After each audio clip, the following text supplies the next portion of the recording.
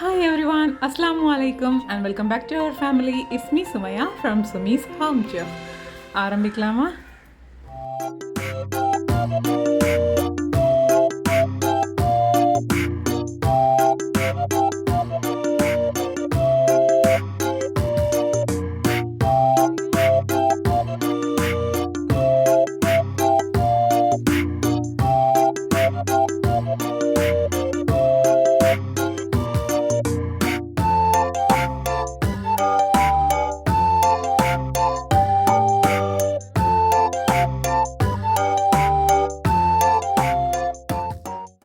என்ன ஃப்ரெண்ட்ஸ் எல்லோரும் சூப்பராக இருக்கீங்களா? இன்றைக்கான விளாக் பார்த்தீங்கன்னா நம்ம வந்து இன்றைக்கி சூப்பராக டோனட் செஞ்சு முனோஸ் கிச்சன் வீட்டுக்கு தான் கொண்டு போக போகிறோம்.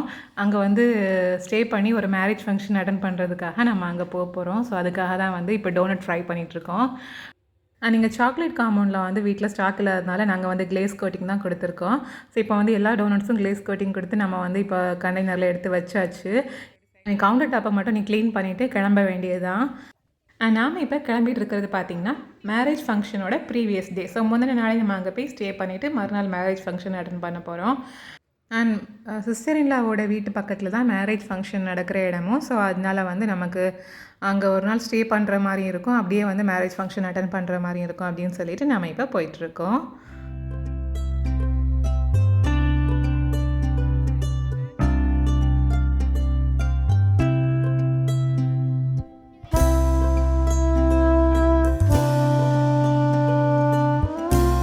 ஃபைனலாக இப்போ நாம் வந்து முனோஸ் கிச்சன் வீட்டுக்கு வந்தாச்சு.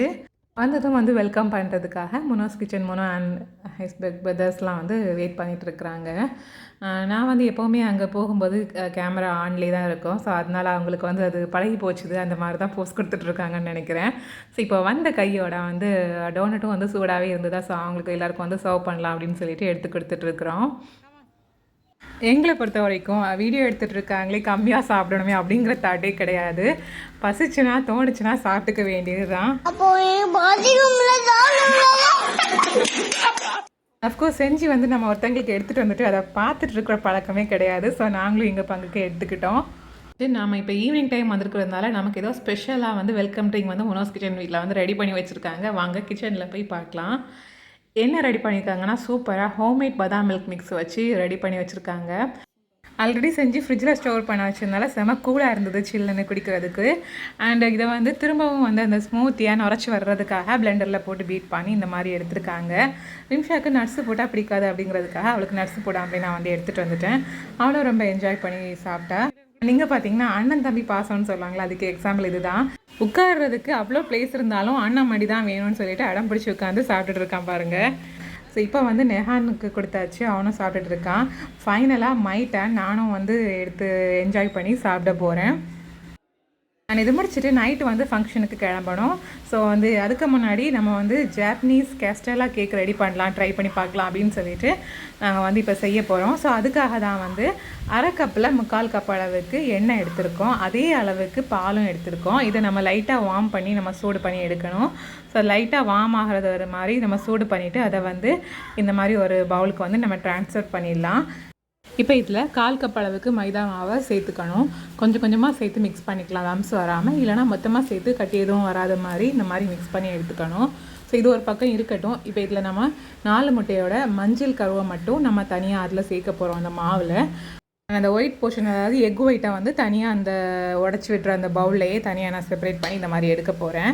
ஸோ இந்த மாதிரி 4 முட்டையோட மஞ்சள் கருவையும் நம்ம இந்த மாவில் சேர்த்துட்டு திரும்பவும் நம்ம வந்து மிக்ஸ் பண்ணும்போது நமக்கு அந்த கட்டி எதுவுமே இல்லாமல் வந்துடும். ஸோ அதில் 1 டீஸ்பூன் அளவுக்கு வெனிலா எசன்ஸையும் நம்ம சேர்த்து மிக்ஸ் பண்ணி அந்த மஞ்சள் கருவோட அந்த ஸ்மெல் வராமல் இருக்கிறதுக்காக நம்ம இப்போ சேர்த்து நல்ல ஸ்மூத்தான பேட்டராக வந்து நம்ம மிக்ஸ் பண்ணி எடுத்தாச்சு பாருங்கள். இந்த மாதிரி தான் செய்து ஒரு பக்கம் அப்படி இருக்கட்டும். நம்ம இன்னொரு பக்கம் வந்து அது எக் ஒயிட் எல்லாம் தனியாக செப்பரேட் பண்ணி எடுத்து வச்சுருக்கோம்ல, கலெக்ட் பண்ணி வச்சுருக்கோம்ல. ஸோ இதில் வந்து நம்ம பீட் பண்ண ஆரம்பிக்கலாம். எவ்வளோ ஸ்டிஃபாக நல்லா ஃப்ளஃபியாக பீட் பண்ண முடியுமோ அந்த அளவுக்கு ஃப்ளஃபியாக பீட் பண்ணி எடுத்துக்கணும். அண்ட் இதில் நம்ம சுகரும் நம்ம சேர்க்க போகிறோம். ஸோ ஃபஸ்ட்டு வந்து 1 டீஸ்பூன் அளவுக்கு மட்டும் லெமன் ஜூஸை வந்து நம்ம இதில் சேர்க்கணும். இந்த மாதிரி ஒரு கொஞ்சம் பீட் பண்ணதுக்கு அப்புறமா சேர்க்கணும். அண்ட் அடுத்ததாக 1/2 கப் அளவுக்கு சுகர் எடுத்திருக்கோம். ஸோ அதையும் இதில் கொஞ்சம் கொஞ்சமாக சேர்த்தோம், இல்லைனா வந்து மொத்தமாக இந்த மாதிரி சேர்த்து கூட நல்லா ஸ்மூத்தியாக அந்த சுகரெல்லாம் கம்ப்ளீட்டாக கரைஞ்சி அதில் வந்து இந்த மாதிரி ஸ்டிஃபாக வரணும். ஸோ இந்த மாதிரி கவிழ்த்துனா கீழே விழாமல் இருக்கிற அளவுக்கு ஸ்டிஃபாக நம்ம பீட் பண்ணி எடுத்து வச்சாச்சு. இப்போ நம்ம ஃபஸ்ட்டு ரெடி பண்ண பேட்டரை கூட நம்ம இந்த எக் ஒயிட் பீட் பண்ணி வச்சுருக்கோம்ல, ஸோ அதை வந்து இந்த மாதிரி கொஞ்சம் கொஞ்சமாக சேர்த்து கட் அண்ட் ஃபோல்ட் மெத்தடில் வந்து நம்ம ரெண்டையும் கம்ப்ளீட்டாக மிக்ஸ் பண்ணி எடுத்துக்கணும். ஸோ இந்த ஸ்டெப் தான் முக்கியமான ஸ்டேஜு. ஸோ இதெல்லாம் வந்து நம்ம பார்த்து கேர்ஃபுல்லாக அந்த பபிள்ஸ்லாம் வந்து பாப் ஆகாமல் இந்த மாதிரி ஸ்மூத்தான பேட்டராக ரெடி பண்ணி எடுக்கணும். அவ்வளோதான், நம்மளோட சூப்பரான கேஸ்டெல்லா கேக்கோட பேட்டர் வந்து ரெடி ஆயாச்சு. இப்போ வந்து நம்ம ஸ்கொயர் ஷேப் ட்ரேயில் தான் பண்ண போகிறோம். ஸோ அதுக்கு ஏற்ற மாதிரி ஒரு பட்டர் பேப்பரை வந்து நான் கட் பண்ணி உள்ளாடி ஃபிக்ஸ் பண்ணிட்டேன். அண்ட் இது வந்து கொஞ்சம் ஃப்ளஃபியாக மேலே வரும்னு நினைக்கிறேன். ஸோ அதுக்காக வந்து தூக்கி எடுக்கிறதுக்காக கொஞ்சம் சைட்லேயும் நான் வந்து பட்டர் பேப்பர் எக்ஸ்ட்ரா அடிஷ்னலாக நிற்கிற மாதிரி விட்டுட்டு அதில் பேட்டரை வந்து போர் பண்ணியாச்சு.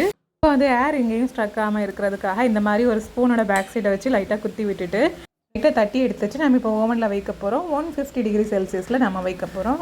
ஒரு மணி நேரம் வைக்கணும். அண்ட் அந்த கேக்கை நம்ம வைக்க போகிற ட்ரேயில் இந்த மாதிரி கொஞ்சம் தண்ணி விட்டுக்கணும். அதுக்கு மேலே தான் நம்ம அந்த ட்ரேயை வைக்கிறோம். ஸோ இப்படி நம்ம 1 ஹவருக்கு அதை டிஸ்டர்ப் பண்ணாமல் அப்படியே விட்டுக்கணும். டைம் ஆக ஆக எவ்வளோ சூப்பராக வருதுன்னு பாருங்கள். ஸோ நம்ம ஃபங்க்ஷனுக்கு கிளம்புறதுக்கும் டைம் ஆயாச்சு. ஸோ அதனால் என்ன பண்ண போகிறோன்னா 1 ஹவர் ஆனதும் அப்படியே ஓவனை ஆஃப் பண்ணிவிட்டு நாம் இப்போ கிளம்ப போகிறோம். போயிட்டு வந்து கேக்கை பார்க்கலாம். 2 hours later. இப்போ நைட்டு ஃபங்க்ஷன் அட்டன் பண்ணிவிட்டு வந்தாச்சு. இப்போ வந்து நம்ம கேக்கை வந்து ஓவன்லேருந்து வெளியே எடுக்க போகிறோம். சூடெல்லாம் ஆறிடுச்சுது. இப்போ நம்ம டூத் பிக்கை வச்சு குத்தி செக் பண்ணி பார்த்துக்கலாம் உள்ளாடி வந்து குக் ஆகிருக்கா அப்படின்னு சொல்லிட்டு. நம்ம திரும்ப பேக் பண்ண முடியாது, இருந்தாலுமே நம்ம இதுக்கு ஒரு வாட்டி பார்த்துக்கலாம். பேக் ஆகிருக்குது. ஸோ இப்போ வந்து அப்படியே எடுத்து நம்ம ட்ரேலேருந்து அந்த பட்டர் பேப்பரோடு வந்து நம்ம எடுத்தாச்சு. அண்ட் நாம் இந்த கேக்கை ஃபஸ்ட் டைம் ட்ரை பண்ணியிருக்கோம். ஸோ வந்து எப்படி வரும்னு ஒரு பதட்டத்திலே தான் நாங்கள் வந்து செஞ்சுருந்தோம். அண்டு ஒரு 95% பர்ஃபெக்டாக வந்திருக்குன்னு சொல்லுவோம்.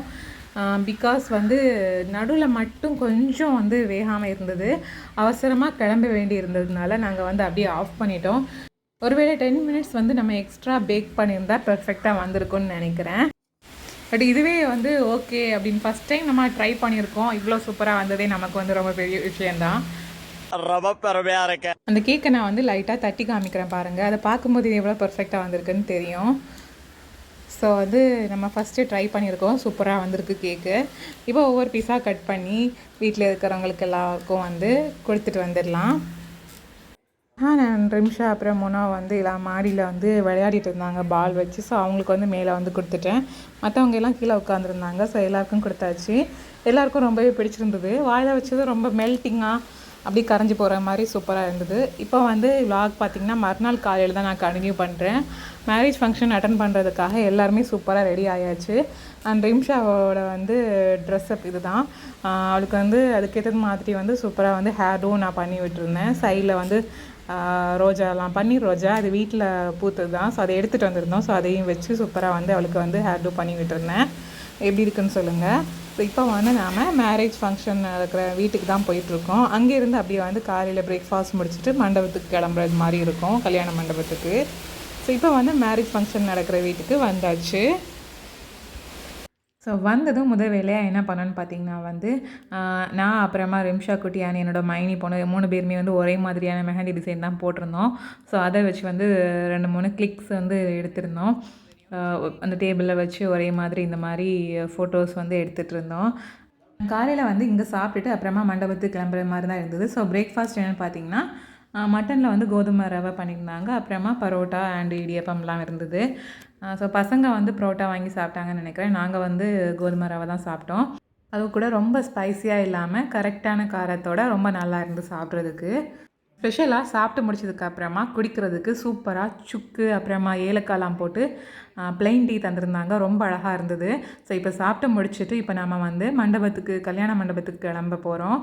அண்ட் நானும் என் பொண்ணு அப்புறமா மைனி பொண்ணு எல்லாருமே வந்து கல்யாண வீட்டிலேருந்து கிளம்புற வண்டியில் தான் வந்து போனோம். அதில் போனால் தான் செம்ம ஜாலியாக வந்து என்ஜாய் பண்ணி பார்த்துட்டு போக அழகாக இருக்கும். ஸோ அதனால் வந்து இப்போ நாங்கள் அதில் தான் போயிட்டுருக்கோம். அண்ட் ஃபேமிலியில் வேறு எல்லோரும் வந்து காரில் இந்த மாதிரி வந்து வந்தாங்க. இப்போ வந்து நாம் கல்யாண வீட்டுக்கு வந்தாச்சு. ஸோ கல்யாண வீட்டில் என்ட்ரானதும் அஸ் யூஷுவல் வெல்கம் ட்ரிங்க் வந்து இஞ்சி அப்புறமா லெமன் அந்த ஃப்ளேவரில் வந்து ஜூஸ் கொடுத்துருந்தாங்க. சூப்பராக இருந்தது. அப்புறமா நிக்காஹெல்லாம் சிறப்பாக நடந்து முடிச்சாச்சு. ஸோ இப்போ வந்து நம்ம வந்து லஞ்சு சாப்பிட்றதுக்கு வந்திருக்கோம். ஸோ லஞ்சுக்கு பார்த்திங்கன்னா mutton biryani and green apple jam, pineapple, அப்புறமா onion raita, chicken fry, and புளிக்கறி இதெல்லாம் வந்து வச்சுருந்தாங்க. எல்லாமே சூப்பராக இருந்தது. அண்ட் ஃபைனலாக நான் வந்து அப்படியே வந்து ஐஸ்கிரீம் தரும்போது அதில் அந்த க்ரீன் ஆப்பிள் ஜாமை வந்து மேலே எடுத்து வச்சு சாப்பிட்டேன். சூப்பராக இருந்தது அந்த காம்பினேஷன். இதே மாதிரி பைனாப்பிள் ஜாமும் வச்சு சாப்பிடுவோம். ரொம்ப நல்லாயிருக்கும். ஸோ இந்த மாதிரி தான் வந்து மோஸ்ட்லி வந்து கல்யாண வீட்டில் ஐஸ்கிரீமில் வந்து ஜாம் மேலே வச்சு சாப்பிடுவோம். இந்த பழக்கம் யாருக்கெல்லாம் உண்டுன்னு சொல்லுங்கள். ஸோ இப்போ வந்து எல்லாம் சாப்பிட்டு முடிச்சுட்டு கொஞ்சம் நேரம் எல்லாருமா பேசிவிட்டு நிறைய ரிலேட்டிவ்ஸ்லாம் வந்து பார்ப்போம்ல. ஸோ பார்த்து மீட் பண்ணி பேசிவிட்டு அப்புறமா இப்போ வந்து கிளம்ப போகிறோம். ஸோ அதுக்கு முன்னாடி வந்து மண்டபத்தோட ஃப்ரெண்டில் வந்து சூடாக டீ போட்டு கொடுத்துட்ருந்தாங்க. ஸோ நம்ம வந்து சரியான வெயில், ரொம்ப சூடான டைம் தான். இருந்தாலுமே வந்து அவங்க சுட சுட டீ போடுறத பார்க்கும்போது டேஸ்ட் பண்ண ஈகராக வந்து நாங்களும் கேட்டோம் டீ போட்டு. ஸோ அவங்க வந்து நமக்காக தான் போட்டுட்ருக்காங்க. அண்ட் கல்யாண வீடுன்னு சொல்லிட்டு வந்து வெட்டிங் கப்பில் எதுவும் காமிக்கலையே அப்படின்னு சொல்லிட்டு நீங்கள் வந்து நினைக்கலாம். பட் வந்து அவங்களோட பெர்மிஷன் இல்லாமல் அது எடுக்கிறது வந்து நல்லா இருக்காது. அதில் எனக்கு விருப்பமும் இல்லை. என்னால் முடிஞ்ச அளவுக்கு ஒரு வெட்டிங் ஃபங்க்ஷனில் வந்து எந்த மாதிரிலாம் வந்து விலாக் வந்து ஷூட் பண்ண முடியுமோ ஸோ அந்த மாதிரி ஷூட் பண்ணியிருக்கேன். So I hope you all understand. அவங்களுக்கு பிடிச்சிருக்குன்னு நம்புகிறேன் இந்த விலாகும். ஸோ இப்போ வந்து சூப்பராக டீ போட்டு முடிச்சுட்டாங்க. வாங்க வந்து நம்ம டேஸ்ட் பண்ணி பார்க்கலாம். சூடாக வந்து குடிக்கிறதுக்கு வெயிலில் சூப்பராக தான் இருந்தது. என்ன கொஞ்சம் சர்க்கரை தான் அதிகமாக போட்டுட்டாங்கன்னு நினைக்கிறேன். ஸோ இப்போ நம்ம சூடாக டீயை குடிச்சிட்டு கிளம்பியாச்சு. நம்ம இப்போ வந்து நாகர்கோயிலுக்கு போயிட்டு, அதாவது முனோஸ் கிச்சன் சிஸ்டர்-இன்-லா வீட்டுக்கு போயிட்டு அங்கேருந்து வந்து ஊருக்கு கிளம்புற மாதிரி இருக்கும். ஸோ இப்போ நாம் வந்து ஃபைனலாக கன்னியாகுமரிக்கு கிளம்பிகிட்ருக்கோம், வீட்டுக்கு கிளம்பிகிட்ருக்கோம். பேக் டு ஹோம் தான். ஸோ இதுக்கப்புறமா நைட்டு வந்துட்டு தோசை மாவு தான் வீட்டில் இருந்தது. அதுக்கப்புறமா பெருசாக ஸ்பெஷலாக எதுவும் பண்ண தோணலை. சரி ஓகே, கார சட்னி பண்ணிடலாம் அப்படின்னு சொல்லிட்டு நான் இங்கே ஒரு 20 சின்ன வெங்காயத்தை வந்து பீல் அவுட் பண்ணி எடுத்து வச்சுருக்கேன். அது கூடவே ஒரு 7-8 பல்லு பூண்டும் தேவைப்படும். ஸோ அதையும் நான் வந்து ஸ்கின்னெல்லாம் ரிமூவ் பண்ணி வந்து எடுத்து வச்சிடுறேன். இப்போ வந்து மிக்சர் ஜாரில் எல்லாமே ராவாக போட்டு அரைக்க போகிறோம். ஸோ 7-8 பல்லு பூண்டு எடுத்தாச்சு. அப்புறமா வந்து ஒரு பெரிய வெங்காயம் அண்ட் 20 சின்ன வெங்காயம் எல்லாம் வந்து நான் மிக்சர் ஜாரில் சேர்க்குறேன். அண்ட் 3 மீடியம் சைஸ் பழுத்த தக்காளி அதையும் நான் இதில் சேர்க்குறேன். அப்புறமா 7-8 வத்தல் மிளகாய் காஞ்சது அண்ட் இந்த மாதிரி 2 சின்ன துண்டு சர்க்கரையும் சேர்த்துக்கோங்க.